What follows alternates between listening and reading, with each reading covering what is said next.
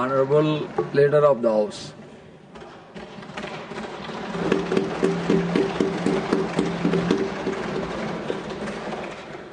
आदरणीय सभापति जी, आज ये बहुत ही खुशी का अवसर है और दिन है कि आपने सभापति के रूप में आज पहला दिन आपका है और माननीय प्रधानमंत्री श्री नरेंद्र मोदी जी ने आपके जीवन के बारे में और आपका योगदान जो प्रजातंत्र के लिए और प्रजातांत्रिक व्यवस्था के लिए और देश के लिए, समाज के लिए रहा है, उसके बारे में बहुत ही विस्तृत रूप से आदरणीय प्रधानमंत्री जी ने आज सुबह अपने वक्तव्य में कहा।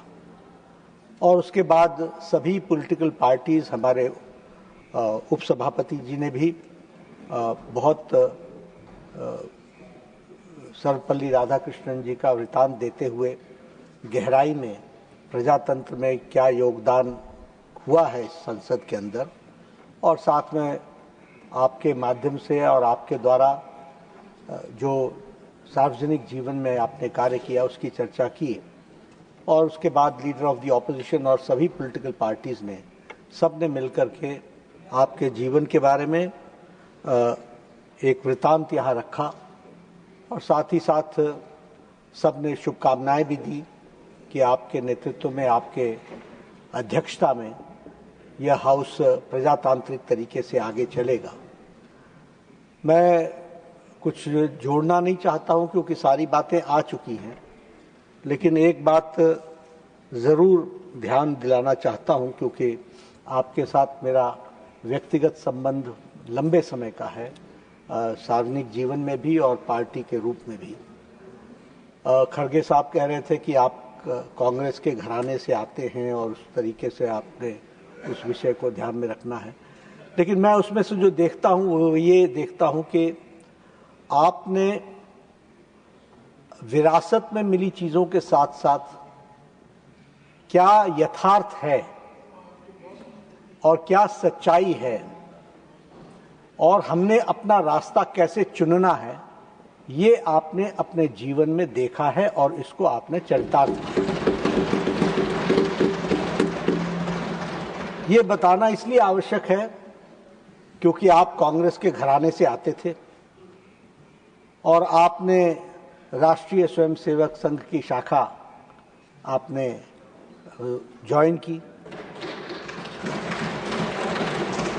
जब ज्वाइन की तो आपके परिवार में आपके बड़ों ने आपसे तकरीर की, आपसे आर्ग्यूमेंट किया कि ये अच्छे लोग नहीं हैं, यहां मत जाओ, ये जाना उचित नहीं है। यहां तक ये भी कह दिया कि ये गैर राष्ट्रवादी है। और आपका जवाब परिवार को था कि मैंने उनको देखा है, परखा है, साथ काम किया है, मुझे वह राष्ट्रवादी ही है और सही राष्ट्रवादी है, ऐसा आपके मन में था। ये मैं इसलिए उद्धृत करना चाहता हूं क्योंकि आप किसी बायस से दबे नहीं, आप किसी प्रेशर में नहीं आए, आप अपने बुजुर्गों के, बड़ों के दबाव में नहीं आए, लेकिन स्वचेतना से, स्वसोच से आपने अपने जीवन के विचारधारा की रास्ता तय किया। यह आपके व्यक्तित्व के बारे में बताता है और यही बताता है कि आपने किस तरीके से सामाजिक जीवन किया। ये वही शख्स कर सकता है जो अपने बुद्धि से सोचकर, अपने आसपास के वातावरण को समझकर, उचित क्या है उसको समझकर और दबाव में ना आकर के अपने जीवन का फैसला करता है, वह हमने देखा है। आपको परिवार से बहुत अच्छे संस्कार मिले, किसान परिवार से आप थे, आपका सारा जीवन सामाजिक कामों में गया। आप राजनीति में जरूर रहे और राजनीतिक दृष्टि से आपने जरूर काम किया। You were in the political field and you did lot in the political field, but आपकी आत्मा और आपके कार्य करने का ढंग, उसमें समाज के प्रति समर्पण हमेशा दिखता रहा। इसलिए समाज के प्रति आपका समर्पण सबसे ज़्यादा रहा, ये भी हम सबको मालूम है। और एक जिसे कहा जाए कि पाक जीवन, साफ सुथरा जीवन, बेदाग जीवन। 2 बार आप लोकसभा के सदस्य रहे, स्टैंडिंग कमेटी में आप टेक्सटाइल के सदस्य रहे, कंसल्टेटिव कमेटी में आप फाइनेंस के सदस्य रहे। और देखिए आपकी लगन, आपकी तड़प कुछ बदलने की, वह इस बात से सूचित होती है कि जब ये कॉयर बोर्ड की आपको चेयरमैनशिप मिली तो आपने कॉयर बोर्ड को, जो लॉस में चल रहा था, उसको आपने ऑल हाई टाइम एक्सपोर्ट्स में पहुंचाया। 2532 करोड़ का आपने एक्सपोर्ट इंक्रीज किया, ऑल टाइम हाई किया। इसलिए जब मौका मिला आपने उसको भी पूरा किया। मैं अपने आप को बहुत महसूस करता हूं खुशनसीब कि जिस पार्टी का मैं अध्यक्ष हूं, आप उसके तमिलनाडु के उस समय अध्यक्ष बने जब पार्टी चैलेंज के मोड में थी, जब पार्टी को आवश्यकता थी। और आपने जो बताया गया कि 19,000 किलोमीटर से ज़्यादा आपने यात्रा की, लगभग 93 डेज की आपने यात्रा की। और उस यात्रा में आपने 2004 से 2007 के बीच में अध्यक्षता के साथ साथ पार्टी को जमीनी स्तर पर पहुंचाने का काम आपने किया। और यही नहीं, एक नई ऊर्जा पार्टी को दी, नई ताकत दी। और जिन बातों को लेकर के आपने वो जो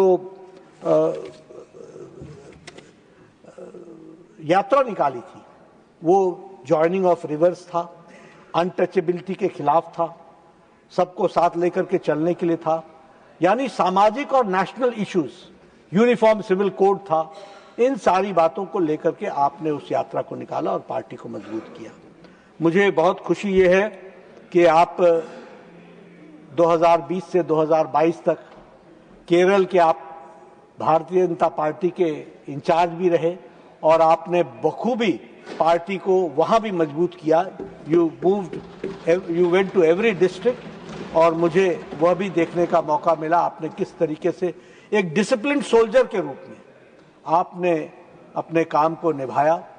आप जब झारखंड के राज्यपाल बने तो आपने कुछ ही समय में आपने 28 जिले घूम डाले। जब आप महाराष्ट्र के बने तो अभी प्रफुल्ल पटेल जी बता रहे थे कि विद इन 2 मंथ्स, हमारे मिलिंद देवरा जी भी बता रहे थे कि with in 2 months you visited each and every district of Maharashtra, the same you did with Jharkhand. This shows your commitment for the society, this shows your administrative acumen also, and this shows your commitment for the state's welfare जो आपने किया। माननीय प्रधानमंत्री जी ने आपको उपराष्ट्रपति के लिए चुना, जिसको फिर सबने वोट के आधार पर आप उपराष्ट्रपति बने हैं। हम सब लोगों की उम्मीद ही नहीं, विश्वास है। We have complete faith in you and under your leadership निश्चित रूप से ये जो लार्जेस्ट डेमोक्रेसी की जो का मंदिर है, टेम्पल है, उसका जो अपर हाउस है, उसको आप उसकी आप अध्यक्षता, उसको कंडक्ट आप बखूबी करेंगे, ये मैं पूरे विश्वास के साथ कह सकता हूँ और इस बात को कहना चाहूँगा। अंत में सिर्फ इतना कहना चाहता हूँ, क्योंकि आज ये सारी बातें आपके पक्ष में, आपके जीवन से जुड़ी हुई बातें हमने रखी हैं, लेकिन चर्चा करते करते बहुत सी बातें ऐसी भी हुई जिसमें कुछ लाइन से अलग हट करके भी कुछ बातों की चर्चा की गई है। और मैं जब कंक्लूड करता हूं तो मैं भी चाहूंगा कि कम से कम कुछ बातें ध्यान में लाई जाएं, क्योंकि आज सर्वपल्ली राधाकृष्णन जी के बारे में बहुत चर्चा हुई और सबने सर्वपल्ली राधाकृष्णन जी को अपने अपने तरीके से उनके शब्दों का उपयोग किया है। तो मैं भी उन्हीं के शब्दों को उद्धृत करके कुछ बात कहना चाहता हूं और वो बात ये कहना चाहता हूं that the house, in the house, we should be responsible members of the parliament, and we should behave as a responsible member of the parliament, not as irresponsible professional agitators in the house.